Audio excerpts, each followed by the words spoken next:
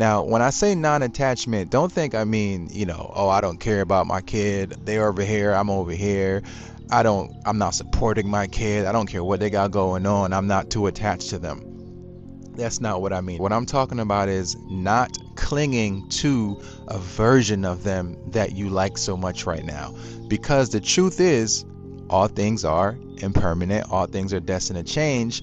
And if we cling to who our children are at a specific state, it's hard to love them unconditionally, right? Because we get to a point where we're just so clingy and attached to that version of them.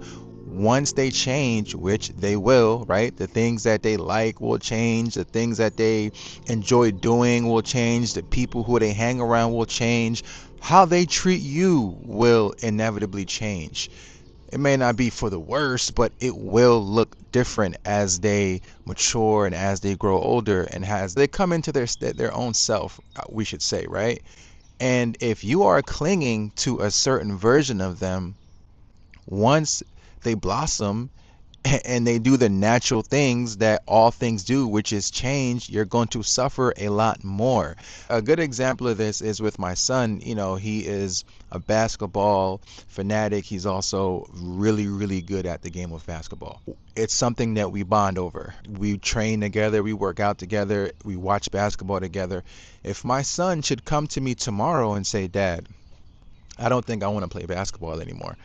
I think I want to look into creative writing or something like that. I would be crushed. I'm admitting this to you, right? I would be crushed. You know why? Because I've clung to that version of Caleb. I've clung to the basketball star version of Caleb because A, it I'm proud, but B, it's something that I enjoy, right? I love basketball. We have that in common. So the moment that he says, if he should say, this is not something I want to pursue, he's 13. This can change. So the moment he say this is not something that I want to pursue, I feel like I'm going to suffer.